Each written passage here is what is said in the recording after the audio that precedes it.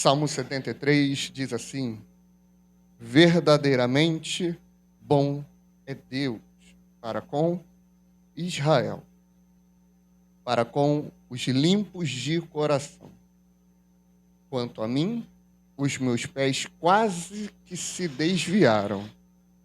Pouco faltou para que escorregassem os meus passos, pois eu tinha inveja dos soberbos ao ver a prosperidade dos ímpios, porque não há apertos na sua morte, mas firme está a sua força.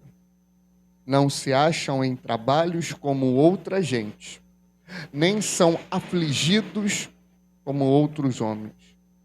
Pelo que a soberba os cerca como um colar, vestem-se de violência como de um adorno. Os olhos deles estão inchados de gordura, superabundam as imaginações do seu coração. São corrompidos e tratam maliciosamente de opressão, falam arrogantemente, erguem a sua boca contra os céus, e a sua língua percorre a terra, pelo que o povo volta aqui, e águas de copo cheio se lhes espremem, e dizem: como o sabe Deus? Ou há conhecimento no Altíssimo? Eis que estes são ímpios, e todavia estão sempre em segurança, e se lhes aumentam as riquezas. Na verdade, e em vão tenho purificado o meu coração e lavado as minhas mãos na inocência, pois todo dia tenho sido afligido e castigado cada manhã. Amém? Até aí, os irmãos podem sentar, mantendo a Bíblia aberta, pois vamos discorrer em todo o texto sagrado. Amados, Deus é suficientemente bom em todas, absolutamente, todas as circunstâncias, mesmo em circunstâncias em que parecem contradizer a essência de Deus, a pessoa de Deus, a justiça de Deus. Somente em Deus encontramos sua satisfação eterna e verdadeira, mesmo em tantos contrastes. Esse homem, Asaf, particularmente, acredito ser um homem de muita coragem. Inclusive, ele é uma das provas que a Bíblia ela é confiável. Por que eu digo isso? Quando você pega a Bíblia, você vê que ela não tem nenhuma preocupação em contar uma história perfeita dos seus personagens. Ela faz questão de expor os erros de grandes homens. Quando você vê filmes autobiográficos ou biográficos, igual tem agora do Michael Jackson e de outros cantores que já teve, artistas, todos tiveram seus acertos, seus erros. Alguns tiveram mais acertos do que erros, outros mais erros do que acertos socialmente. Outros, como eu tenho aprendido, né, no caso do Michael Jackson, parece que ele sofreu muitas fake news aí, mas ninguém é perfeito. E a Bíblia faz questão de mostrar isso. De uma forma muito clara, quando a gente fala do rei Davi, tem aqueles que admiram muito o rei Davi, né? E tem aqueles que vão hatear o rei Davi, né? E vão ter uma objeção a ele. Porque quando a gente fala do rei Davi, a gente fala do homem segundo o coração de Deus. Alguém discorda que ele é um homem segundo o coração de Deus? Se você discordar, você está discordando do que a própria Bíblia diz. Amém? Alguém aqui admira Davi como pai? Você que é pai, admira ele como pai? Você admira ele como pai? Não dá para admirar.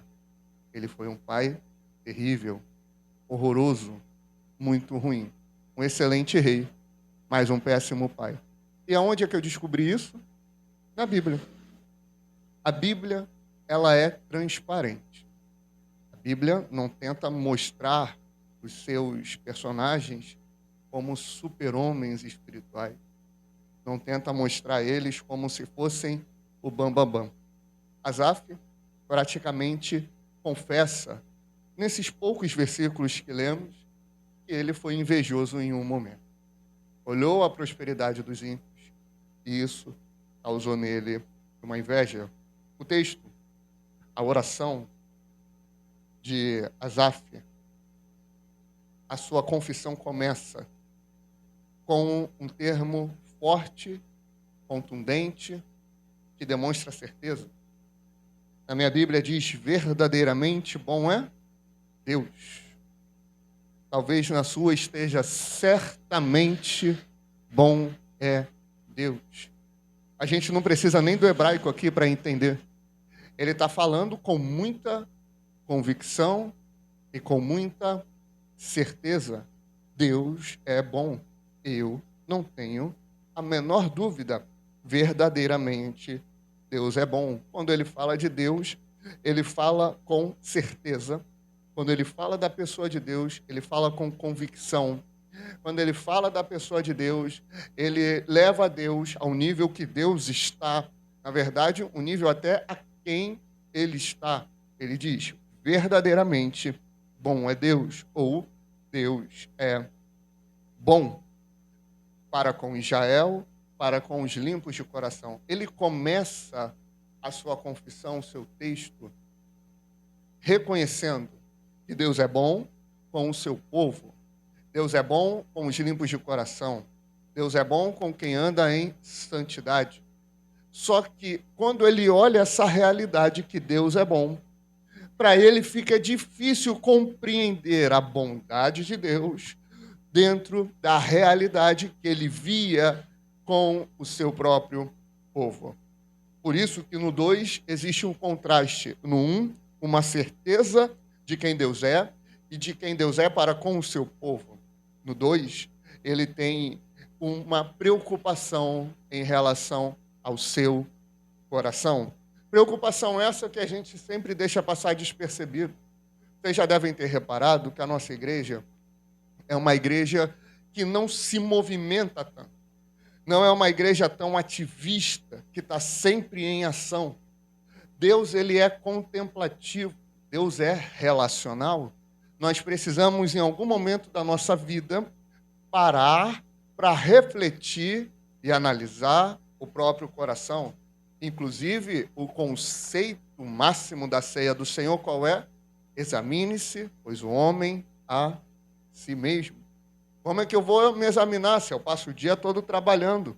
Aí eu tenho que ir para a igreja, Lincoln, na segunda-feira, porque tem ensaio. Aí eu tenho que ir, Alexandre, na terça, porque tem a reunião dos obreiros. Aí eu tenho que vir na quarta-feira, que aí tem o culto. Aí quinta-feira tem a célula da juventude. Aí na sexta-feira eu arrumo mais alguma coisa da igreja para fazer. Aí sábado é culto jovem. Aí domingo de manhã é escola bíblica. Domingo à noite é culto. Não cuidei da família, não contemplei Deus, não me relacionei com Deus.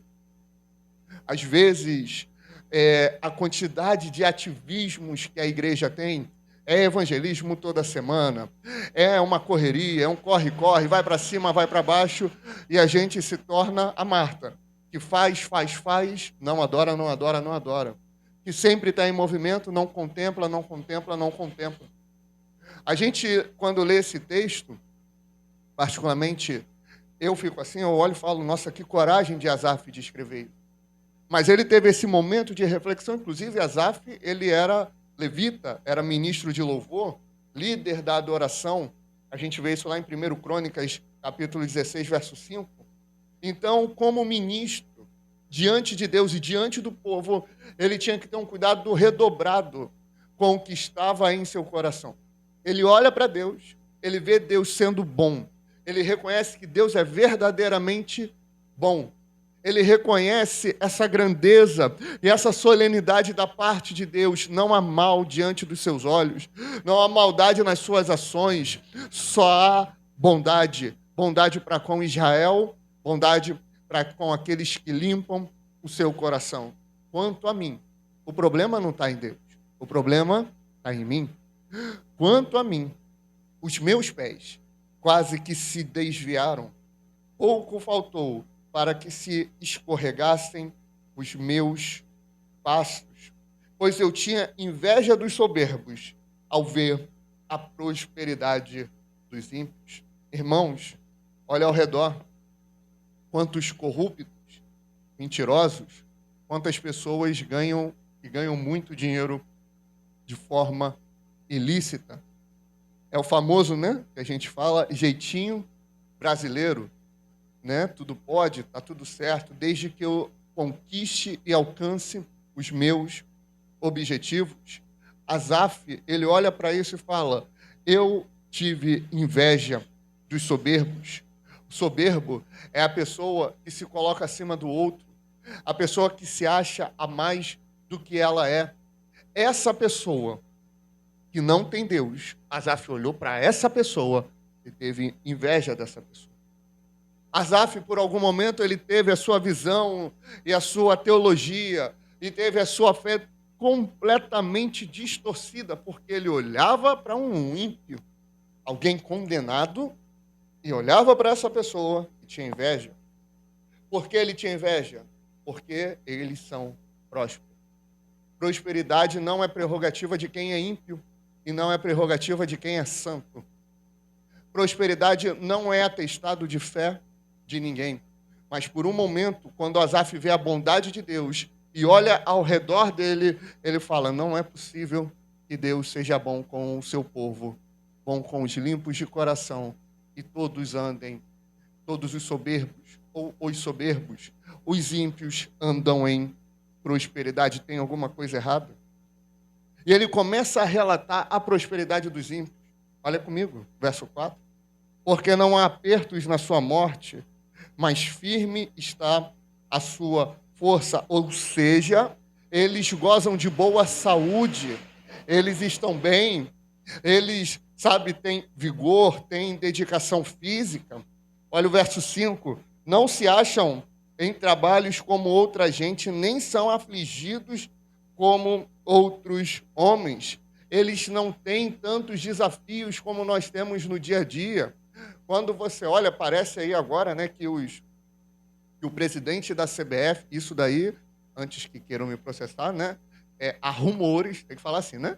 É assim que o advogado está me orientando. Há rumores, brincadeira, há rumores que o presidente da CBF, a Confederação Brasileira de Futebol, mandou uma mensagem para os jogadores falando que eles iam fretar voo para levar as amantes deles lá para os Estados Unidos, para o México e para o Canadá, para ser uma motivaçãozinha extra para eles ganharem a Copa do Mundo.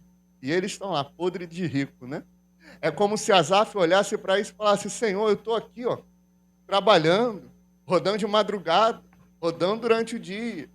Eu estou aqui limpando a casa dos outros. Eu estou aqui, ó, passando a luta e a dificuldade, me dedicando, fazendo tudo honestamente. Os cabras lá, ó, tudo correndo atrás de uma bola, que já é um trabalho terrível.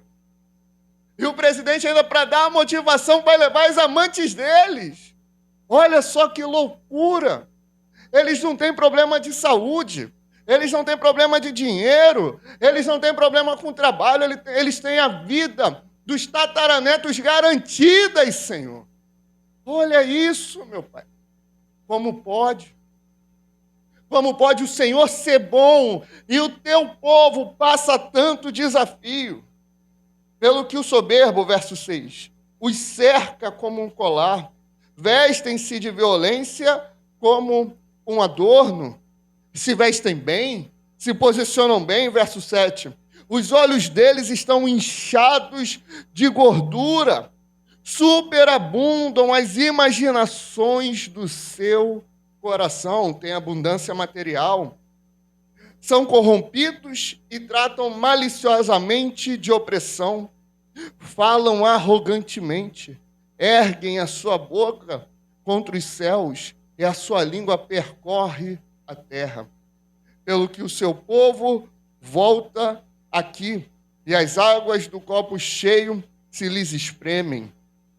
e dizem, como sabe Deus, ou há conhecimento no Altíssimo. Em outras palavras, é como se Asaf tivesse assim, existe uma impunidade diante deles. Não são apenas erros no sentido de ofensa um para com o outro. Eles estão impunes na maneira como eles vivem. Parece que o Senhor está até meio apático.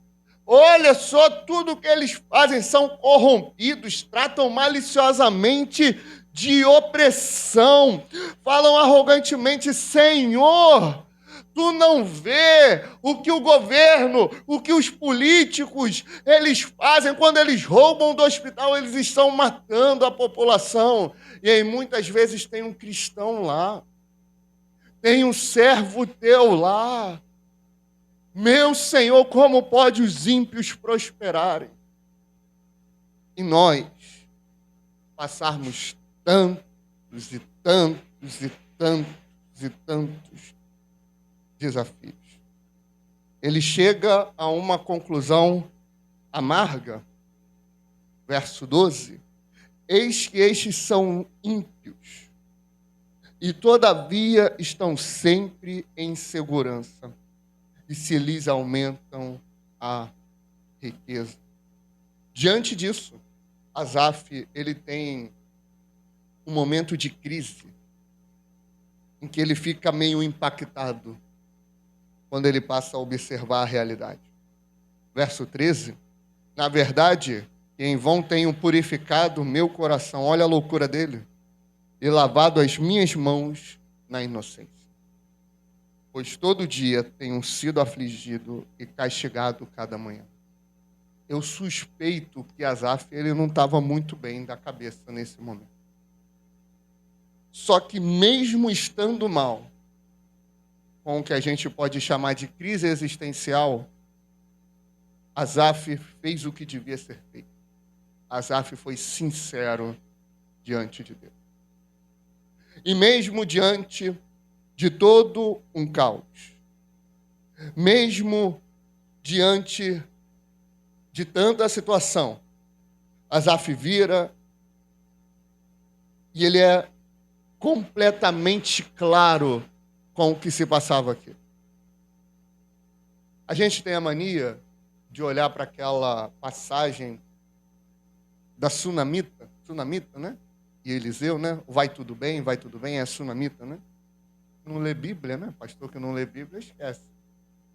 A sunamita tinha recebido um milagre, só que esse milagre morre, que é o filho dela. E ela passa no meio da multidão, um dia comum, e perguntam para ela, ô mulher, como é que vai? O que ela responde? Vai tudo bem.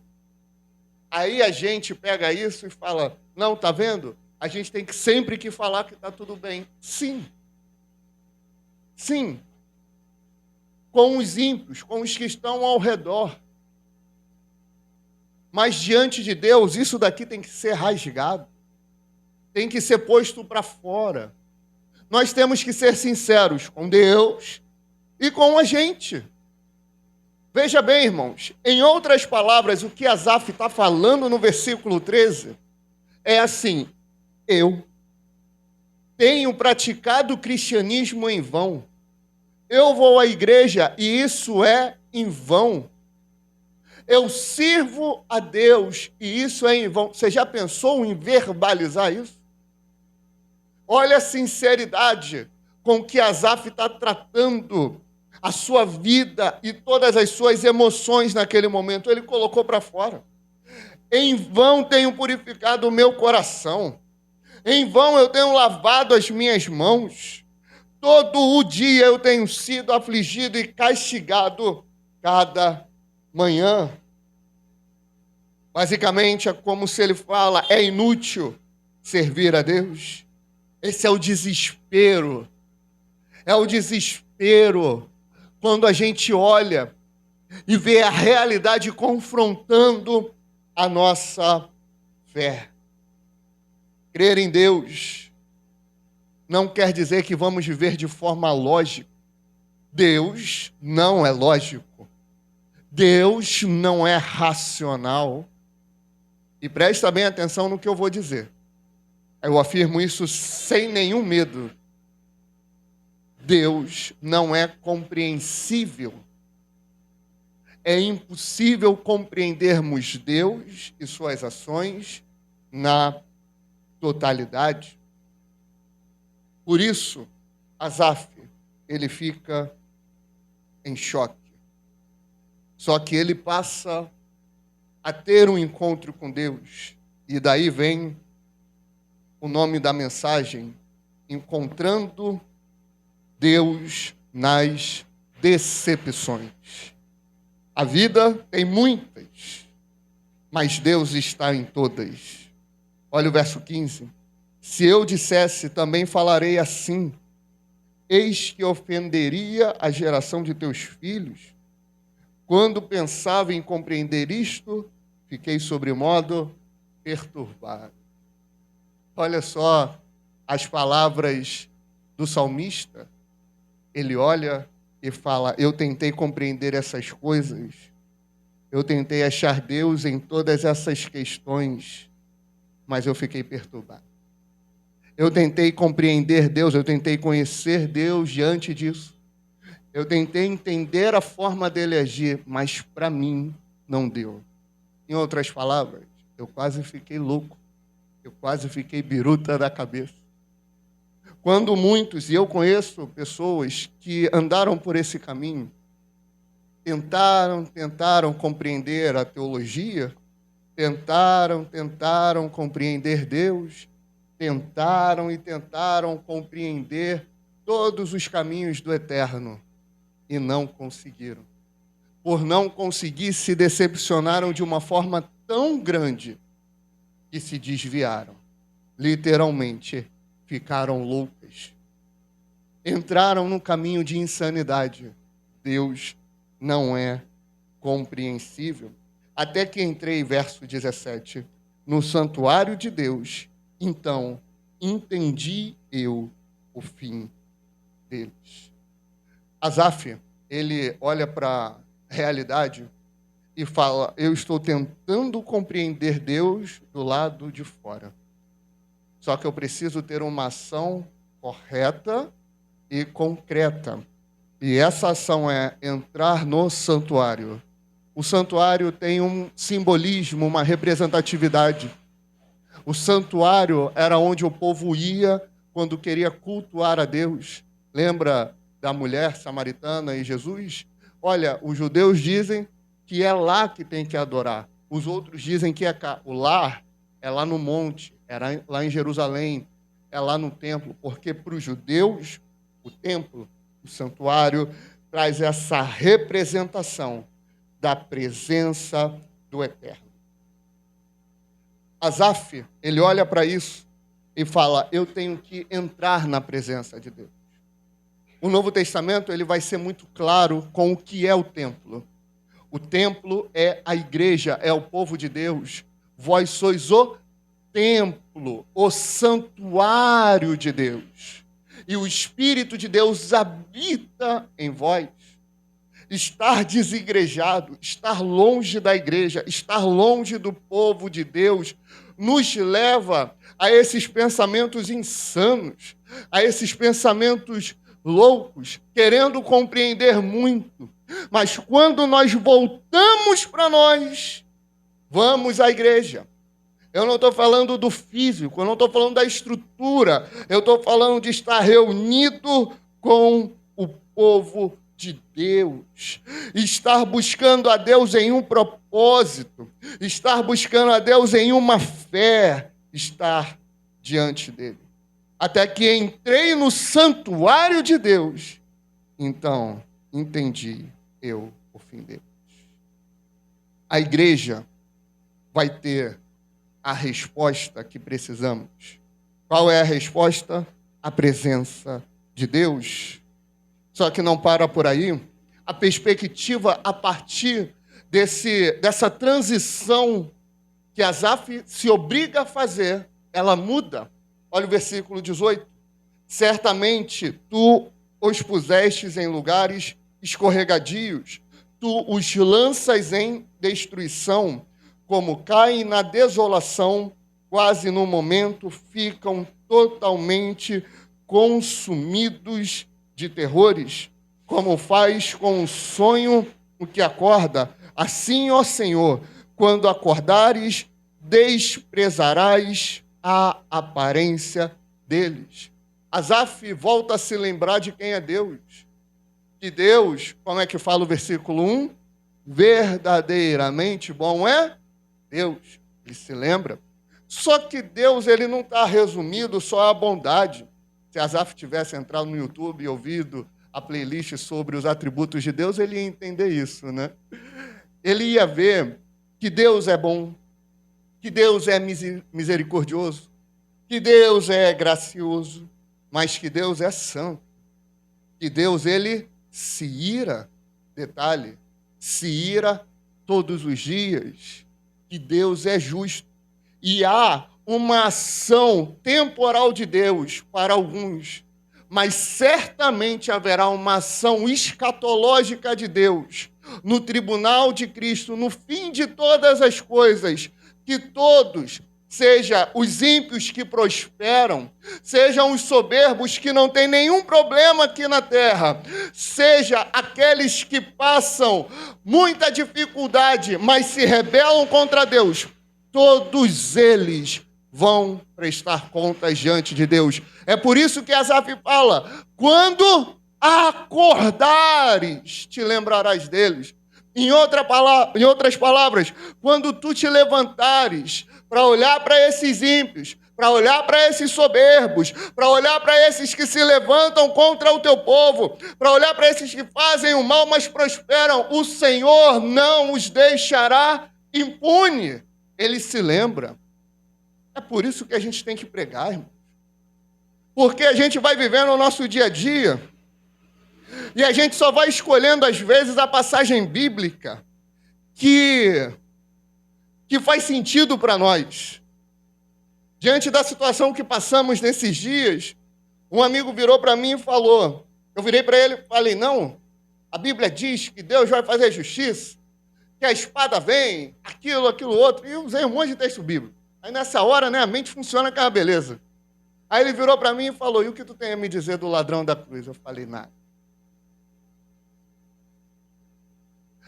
Existe um momento que a gente cala, observa e contempla. Por isso esse ministério, a gente não é ativista, faz, acontece, vai para cima, vai para baixo, não. A gente precisa contemplar e reconhecer e entender a atitude que temos que ter aqui e agora. A justiça, ela vem. A justiça, ela vai acontecer. Mas quando vai ser? No tempo oportuno que Deus quiser. São decepções em cima de decepções. Eu não vim te dizer que Deus vai te tirar da decepção, mas eu vim te garantir que Deus está presente no meio das decepções. Assim me embruteci, verso 22, e nada sabia, era como um animal perante ti. Todavia, estou de contínuo contigo, tu me seguraste pela minha mão direita. Olha a confissão de Asaf. Eu vi tudo isso, Senhor. Eu cheguei à loucura de dizer que é inútil te servir. Mas o Senhor está comigo, segurando a minha mão direita. Guiar-me-ás com o teu conselho, e depois me receberás em glória. A quem tenho eu no céu, senão a ti? E na terra não há quem eu deseje além de ti. A minha carne e o meu coração desfalecem, mas Deus é a fortaleza do meu coração e a minha porção para sempre. Pois eis que os que se alongam de ti perecerão. Tu tens destruído todos aqueles que, apostatando, se desviam de ti. Mas para mim, bom é aproximar-me de Deus, pois a minha confiança no Senhor Deus, para anunciar todas as suas obras. Olha como ele começa, porque o problema não está nas palavras loucas que ele fala. O problema está para quem ele fala. Você tem dúvida? Você tem questionamento? Você olha para as coisas e não vê sentido? Não tem problema. Leva para Deus. Levando para Deus eu vou entender, pastor? Pelo contrário, é pior de... Tu fica ainda mais confuso. Fica ainda mais lelé da curta. É compreensível tudo isso que estamos vivendo? Eu tenho alguns momentos, diante de Deus, e paro assim para olhar para as ovelhas que o Senhor me entregou. Aí vou orando vida por vida. Aí ora por um, Senhor, cuida de fulano, que está nessa situação e passou por isso, por aquilo outro. E vou para outro. E vou para outro. Esses dias eu estava orando, acho que ontem, falei, Senhor, são todos que estão numa luta muito grande. Aí lembrei, no início do ano, quando o Senhor se manifestou no meio do santuário, falou que muitos passariam por muitas lutas. Falei, meu Deus, o Senhor já vinha avisando. E é luta em cima de luta. É luta. O rapaz aqui quase que não vem hoje. Está trabalhando, começa um tiroteio. Foi na Pavuna? Não, foi na Barra da Tijuca. É bom deixar bem claro, né? Mas Deus guardou. E o que tem acontecido nos últimos dias? Mas faça igual a Asaf. A quem tenho eu no céu, além de ti? Ele entendeu que o tesouro que ele tinha, lembra da mensagem sobre o vaso de barro? Para que a excelência do poder seja dele? O tesouro que eu e você temos é único, irmão. É muito maior do que a riqueza que os ímpios têm. É muito superior. O que qualquer ímpio pode ter, pode juntar o PIB do mundo inteiro. Não dá 1% da glória que está dentro de você. É único. Aí eu me lembro do apóstolo Paulo. As aflições desse tempo presente não se podem comparar com a glória que há de ser revelada. Olhe para Cristo. Olhe para Ele. Muda a tua perspectiva e vai até Ele. Mas eu tenho muito questionamento. Lança nele. Ah, eu tenho muita ansiedade. Joga nele. Eu tenho muita dúvida. Eu olho para a minha vida, pastor, só piora, é só problema. Vai passar, vai quando? Eu posso te afirmar que no céu passa. Agora aqui eu não sei se vai passar, não. Talvez até piore depois dessa mensagem. Está amarrado em nome de Jesus. Acredite. Pode piorar. Já diria, né? O grande Tiririca, né? Ele falou um negócio desse. Que nada tão ruim que não pode piorar. E piorou. Olha para Jeremias. Jeremias, ele foi o profeta chorão. Já pregamos aqui sobre esse episódio. O perfil de um profeta. Ele tem algumas declarações que são fortes, parecidas com Asaf. Jeremias 12:1, ele fala assim, justo serias, ó Senhor, ainda que eu entrasse em juízo contigo, contudo, falarei dos teus juízos, porque prospera o caminho dos perversos, porque vivem em paz todos os que procedem aleivosamente. Por que que eles têm sucesso no que fazem? Por que que eles gozam de boa saúde? Porque eles têm um trabalho que dá tudo certo. É o caminho dos ímpios. É o caminho dos que vivem de forma tortuosa. Senhor, que loucura é essa? Jeremias.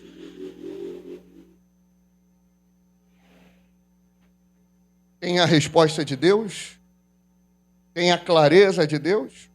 O verso 5 está escrito de Jeremias 12, se correste com homens a pé e te cansaram, como poderás competir com cavalos? São as respostas que Deus dá. Você quer entender? Tenta. Mas o que importa não é entender, não é compreender.